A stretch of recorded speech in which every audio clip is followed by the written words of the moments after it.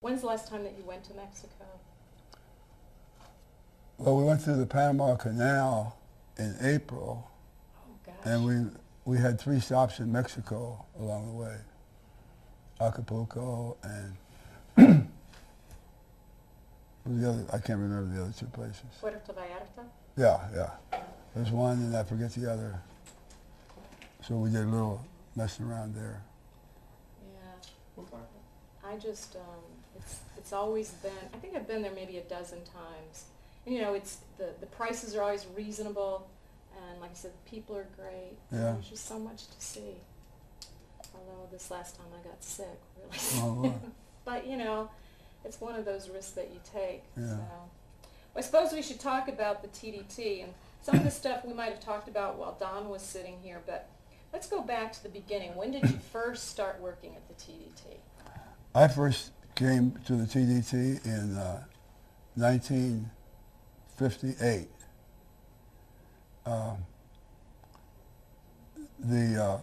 At that time, the tunnel was being designed. Would you like for me just to go ahead and talk about that?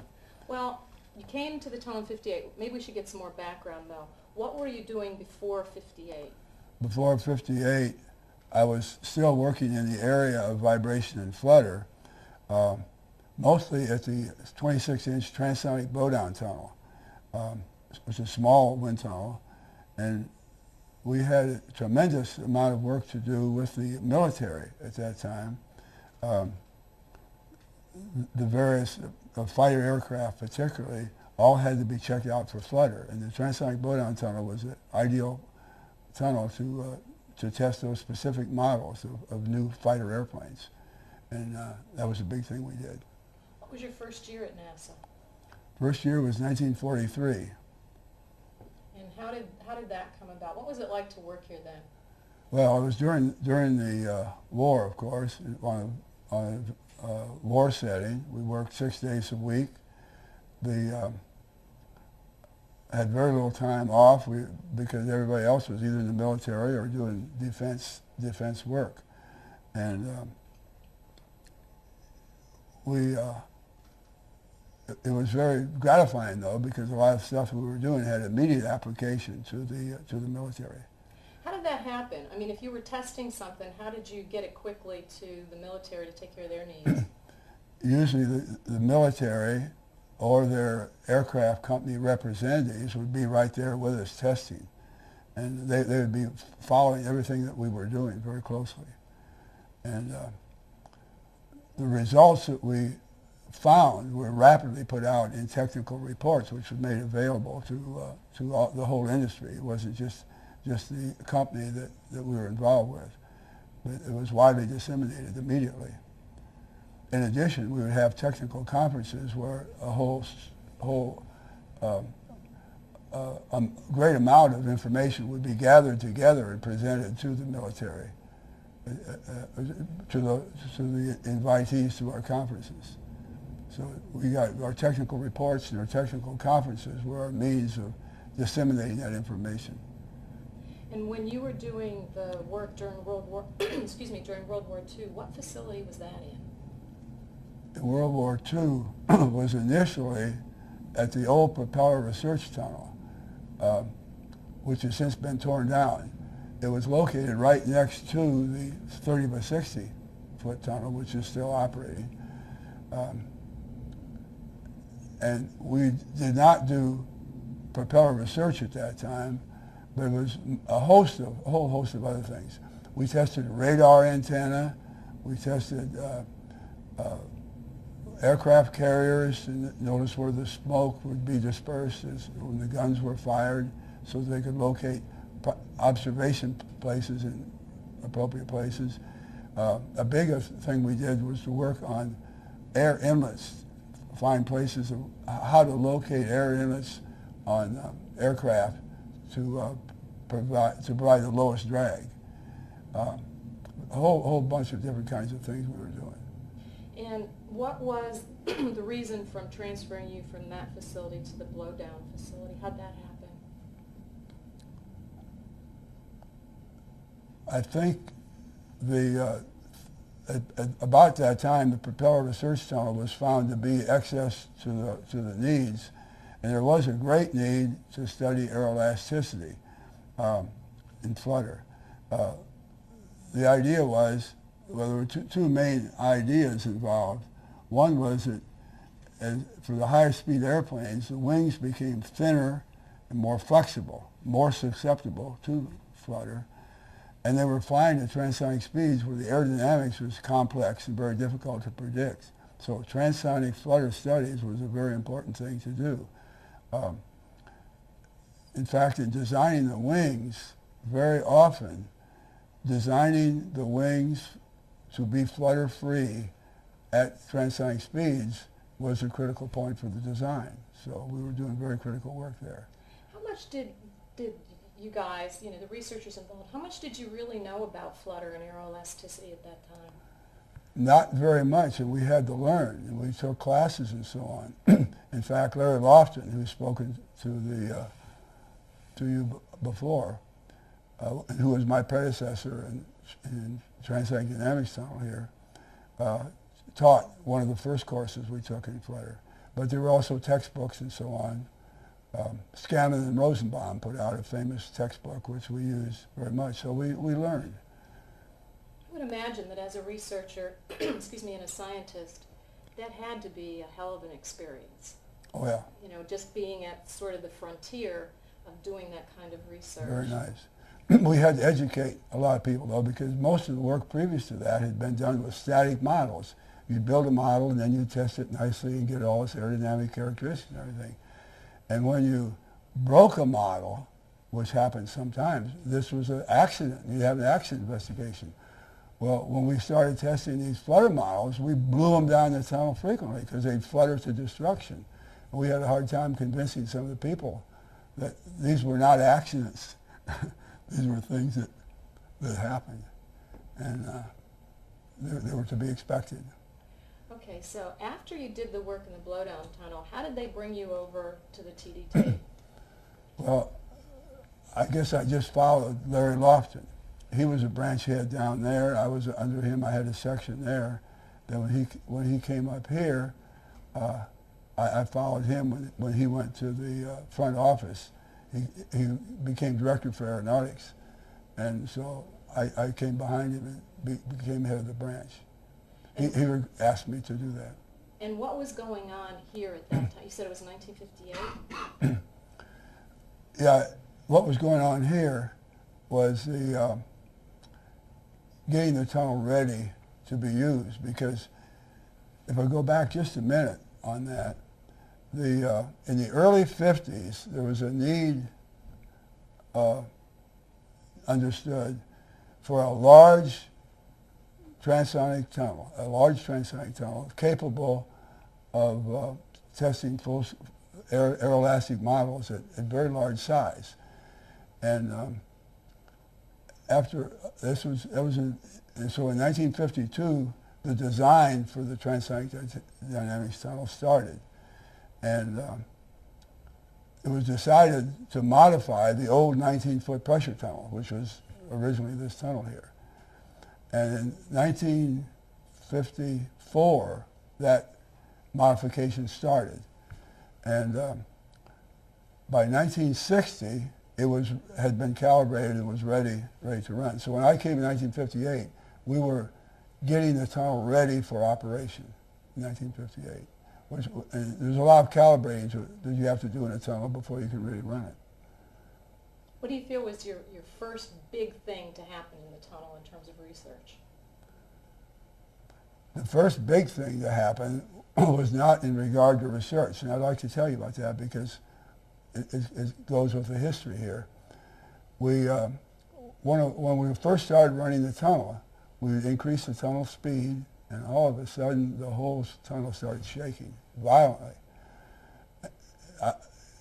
Maybe my memory of it is greater than it really was, but I felt it was shaking violently, and so we came back down. We go up again, we hit that certain speed of the tunnel would start shaking. Well, Vernon Alley was an engineer in engineering, and he was assigned the problem of finding out what's wrong. And it was kind of ironic because here we were building the tunnel to study vibration problems, and we had a vibration problem with the tunnel. And he studied the thing very carefully, and then we brought the speed up. We got the vibration. And he gave the orders to go fast through it. We don't know what's going to happen. Maybe going fast through it, you don't get through it. It shakes to pieces before it gets to the other side. And I always admired Vernon for the great courage he had, because I really held my breath when we did that. But we went through it. We got to the other side, and it was quieted down. So that became a standard operating procedure. When we hit the speed at which the vibration would occur, we'd go fast through it, get on the other side, and we'd be all right. So that was the first important thing. Do you know why that was happening? It happens in many tunnels, and that's the usual standard operating procedure. But that doesn't take it away. You know, you might just have the case where it doesn't work, and it might shake it apart. You know, all structures have natural vibration frequencies, and at a certain speed, you reach the natural frequency of the tunnel. Is that, I don't know, I'm really naive when it comes to this, but is that the same thing that happens when an aircraft takes off? And I know right after you leave the ground, there's a few seconds where there's a slight shudder, and then as it accelerates, it goes away? Or is that different? I don't think that's related to that, but I'll tell you what it is related to. Whenever it starts shuddering, though, I keep saying, go faster. What it is related to is a shimmy in a car, in an automobile. You know, sometimes you hear the speed and the car will start shimmying. You go faster, it's all right. So it's related to that, very much to that. Okay, I just had to ask that question. Back to the tunnel. So once you solved that problem, then something pretty significant occurred in the early 60s. That's right. What was that? Well, in any expensive facility, and this was an expensive facility to construct at that time, you're always looking for the one job you can do that will justify all of the effort that you put into it. And there were two tragic accidents. 97 people were killed in two accidents of the Electra. One was of the Electra airplane. A beautiful airplane made by Lockheed. It was a turboprop, had great large propellers on it, four propellers. One of the accidents occurred in Buffalo, Texas in 1959. That's right after I came up here. Completely unexplained. That airplane had been designed so carefully, so fastidiously. It was a tremendous airplane to be all the care that was taken in it, and they couldn't explain what happened. The second accident occurred 6 months later in Tell City, Indiana, and it's very similar to the first one. And so hundreds of people were involved in trying to determine what those accidents were. I was involved along with many, many, many others. I looked at the wreckage. I had conferences with the designers at Lockheed, along with other company people, with the FAA, the Civil Aeronautics Board. The wreckage was all from both airplanes. It had been taken to Burbank, California. We looked and looked and looked over that wreckage trying to figure out what had happened. Lockheed did extensive flight tests. They did extensive ground tests. And I was present, and I've never seen this recorded any place except by me. One day at a conference in Burbank, it was only about 5 of us sitting around the table. And one of the Lockheed engineers said, I wonder if it could be whirl flutter. And he's the one that proposed it. And I'll tell you what whirl flutter is, but that night, they have a little wind tunnel, and he rigged up a very simple test, and he was able to get whirl flutter in this little tunnel. Whirl flutter is like you have a spinning top, and you push the thing, and it resists. It resists. You're pushing it, and the top will wobble. Then you've seen this. The top will wobble. That's what happens to a propeller. A propeller is like a big gyroscope, particularly these big propellers on the Electra. And when something can disturb it, and if it's not mounted real tightly, it can start to wobble around. And the danger is it has a certain frequency, this wobble, and if it can couple in with the bending motion of the wing, the two can feed back into each other, and destructive divergences occur. And So this is what he proposed could have happened. And so the proposal was, and Lockheed accepted it immediately, to build a full-scale, not full-scale, a eighth-scale model of the Electra to be tested in the transonic dynamics tunnel. And this was the first major research that we had to do in the tunnel. Were you guys throwing your hats in the air? I mean, that had to be exciting. It was very much so, but there was so much riding on this because the Electras were still flying, but they had greatly reduced speed. The Electras had been built to replace the DC-6s, the DC-7s, the Lockheed Constellation that were flying at that time. Not the Lockheed Constellation, but the Constellation. And there was a great need for the Electra to be able to go at its full speed so it could do the job it was intended. And there was a great interest in trying to justify or explain those accidents. And so we put it in the tunnel and tested it. Knowing how much was riding on this in regards to the tunnel, how did your team go about getting things ready and making sure that it was done right? Well, it was tremendous pressure, particularly for the Electra. What we had to do, you couldn't just rigidly mount this model in the wind tunnel. If you notice in the pictures of it, there's pictures of the Electra all around. It was free to ride up and down on a rod. It could roll, it could yaw, and it could pitch. So it had all the body motions except side force and fore and aft. So it was free. And if you didn't fly this airplane correctly, it could, you could crash it in the wind tunnel. And this was a very, very expensive wind tunnel model. And so we had to be very, very careful.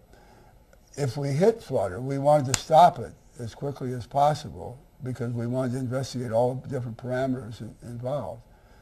And so we were extremely careful. We did damage it once. We had to rebuild it and so on, but it was a very hairy experience to do that. Just the mounting procedure that you just described, was that something new that you had Yes, to do? That was something new, and Boeing had a lot to do with that. In the Electra, the other companies did not express a lot of happiness that Lockheed was having all this problem. They pitched right in and did their most. And the Boeing furnished this mount system and helped us design it so that we could do that in the wind tunnel. But this was one of the purposes in the wind tunnel to provide body freedoms. We had other kinds of mount systems that would try to do that too. One was flying the model at the end of a tow line. We'd have a tow line and we'd fly the model in back of that. But this was a very nice mount system. Let's see where we are here. The results of that you probably are interested in. Yeah. And what we found was that indeed world flutter could be obtained, but not on a healthy Electra. What is a healthy Electra? All parts undamaged. But we found if the propeller is attached to the engine and the engine is attached to the wing through a mounting system, there's only 3 attachment points was involved, attaching the whole engine nacelle to the wing. If those nacelle attachment points were damaged, then we could get whirl flutter. So you had to postulate that there was some damage occurred to the mount system and then whirl flutter could occur. One of the airplanes, it had gone through heavy turbulence, and that could explain the damage. The other one was never fully explained. How did that damage occur? But nevertheless, that was chosen by the Civil Aeronautics Board in their accident investigation as a probable cause of the 2 accidents. Damage to the nacelles which caused whirl flutter to occur. Are you able to describe the day or the time period when you guys discovered it? I mean, was it sort of like, you see the scientists going, Eureka! Well, I can't really. I'm really sorry, I can't. I remember the whole test we were doing, we were working so hard. But it was kind of what we expected because Lockheed had done some simple tests where they had gotten world flutter, so we were pretty sure that's what happened. After that, analyses were made, and Bill Reed did some real nice analysis. Another engineer at Langley, John Hobo, did some analyses, and it indicated it was possible. And then going back and looking at the wreckage again, we could see, yeah, that must have been world flutter. So as time went on, and I'm only talking about days here because we were really working fast, we were pretty sure what was going to happen. It was just a question of documenting what we thought would happen. So it wasn't a big, all of a sudden, explosion. We found it. We built up to it. And what was it, once you did that, once you had that accomplishment, what was it like for the tunnel then subsequent to it? Well, relax. We were justified. Excuse me. That one job justified the whole cost of the tunnel. Were people flocking now to come to see whether or not they could get their problem solved? Well, we had already built up quite a backlog of work that we intended to do. In fact, we had a lot of general research. It was not specific at all. It was just general research. And we had a hard job doing that because people did have a lot of specific things they wanted tested. Some of the general research had to do with the response of an airplane to a gust. And we had vanes in the tunnel where we could oscillate the vanes ahead of the model and then measure the response of the airplane to this oscillating flow. We had a lot of general research like that we wanted to do. But we were relaxed because we felt we justified the expenditure for the tunnel. I don't say that with joy that those accidents occurred because 97 people died. What were some of the, when you look back on well, first of all, how long did you work here at the tunnel? 6 years. 6 years. Yeah. And during that 6 years, what were some of the other memorable things in terms of research or projects? It's been 40 years since I left, and it's hard for me to pick out anything other than the routine things that we were doing. One of the things that came in about the time I left, which was probably one of the grandest jobs we did, was with the Boeing supersonic transport. Tell me about that. Well, I can't tell you very much. Bill Reed was pretty much in charge when that came in. And that was a much more elaborate model than even the Electra with its spinning propellers. This Boeing supersonic transport, I don't know. The cost must have been like $1 million for that one model. But that was a very elaborate one. There's a lot of spacecraft models that were there. And I can't really tell you very much about that. I can tell you about some, I remember one incident which doesn't have much to do with research, but it also goes in the history of the tunnel, I think. One day, the officer in charge of the jail, Air Force jail, which is just located north of the tunnel, came into my office, and he was rather heated. He said, "You've got to do something about the noise of your tunnel." I said, "What do you mean?" He said he was responsible for the welfare of his prisoners, and our tunnel was making simply too much noise. We had to do something about it. So I said, "No, our tunnel's not very noisy." I said, "You realize it's operating now?" And he said, well, he didn't. We went out there, we stood alongside it, right by his jail, and it wasn't making all that much noise. He said, "No, it makes a whole lot more noise than that sometimes." He said, "This is the problem." And we finally traced it to a blowdown tunnel in West area, some 2 miles away, was when it would blow down. It was aimed directly at the jail, and that was what's causing the problem. So our tunnel escaped being convicted of that. Were there any modifications that took place, like from the time you began until you finished?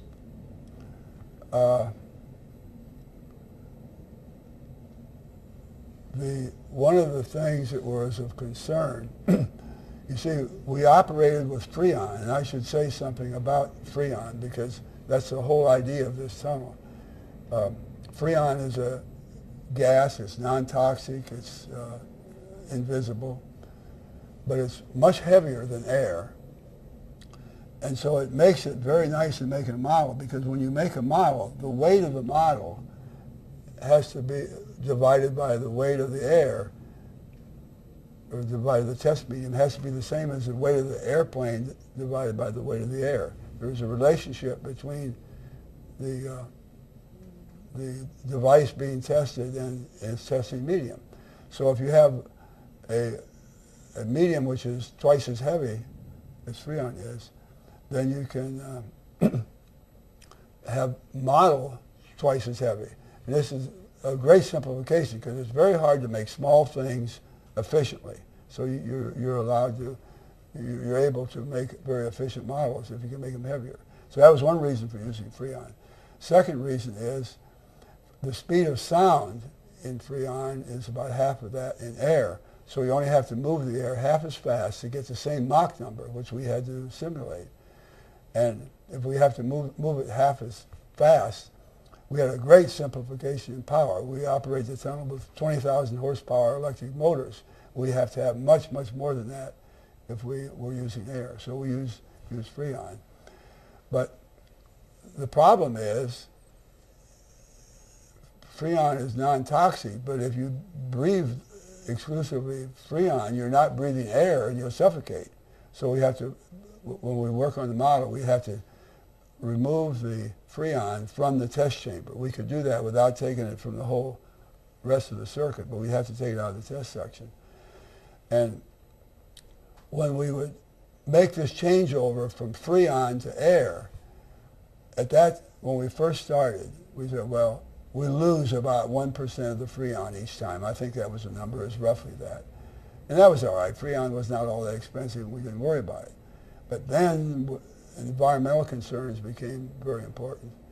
And it had to be much, much less Freon than that would be lost on a changeover. And I think they got it down to maybe maybe 0.1%, or maybe even much lower than that. So that was one big change that had to be done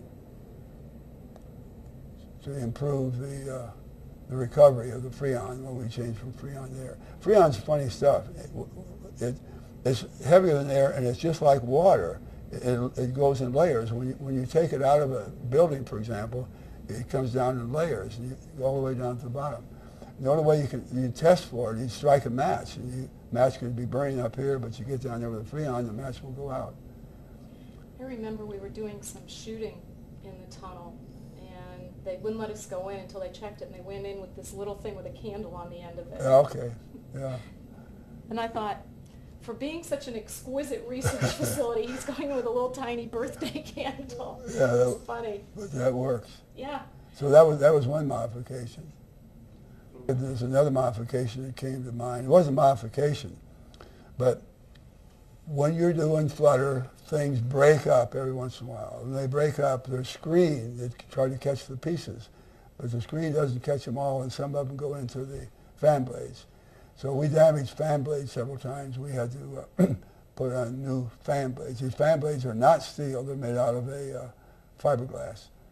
And we had to put new fan blades in occasionally. When you look back at how you went about doing the work that you did in the tunnel, and you think about today, what advice would you have?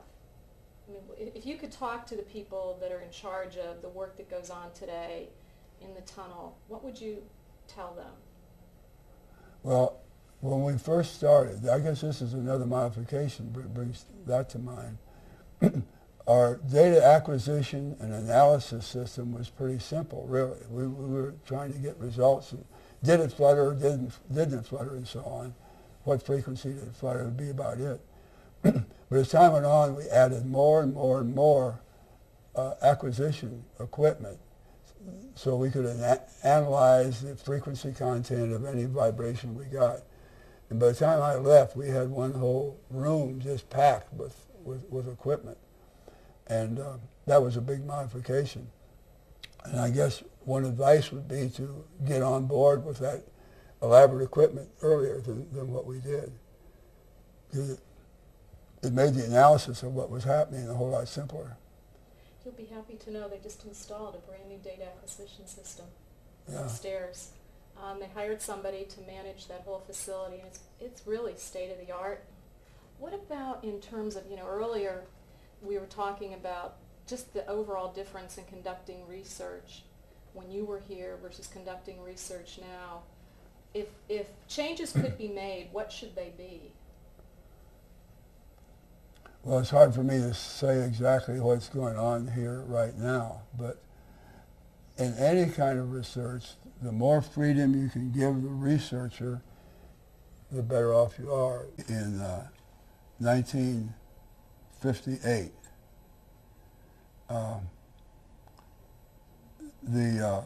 at that time the tunnel was being designed. Would you like for me just to go ahead and talk about that?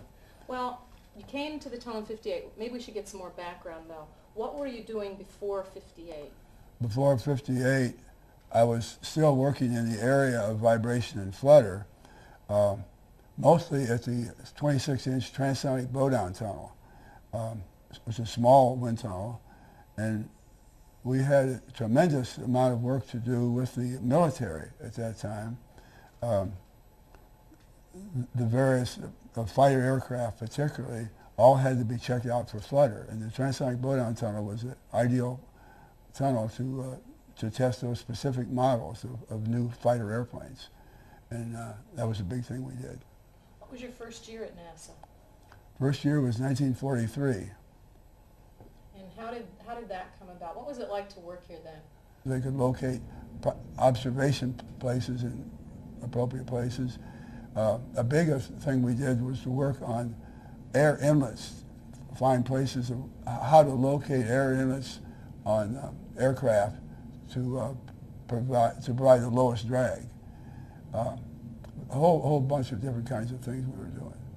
And what was the reason from transferring you from that facility to the blowdown facility? How'd that happen? I think about that time, the propeller research tunnel was found to be excess to the needs, and there was a great need to study aeroelasticity in flutter. The idea was, well, there were two main ideas involved. One was that for the higher speed airplanes, the wings became thinner and more flexible, more susceptible to flutter, and they were flying at transonic speeds. Well, it was during the war, of course, on a war setting. We worked 6 days a week. Had very little time off because everybody else was either in the military or doing defense work, and it was very gratifying though, because a lot of stuff we were doing had immediate application to the military. How did that happen? I mean, if you were testing something, how did you get it quickly to the military to take care of their needs? Usually the military or their aircraft company representatives would be right there with us testing. And they would be following everything that we were doing very closely. And the results that we found were rapidly put out in technical reports, which were made available to the whole industry. It wasn't just the company that we were involved with, but it was widely disseminated immediately. In addition, we would have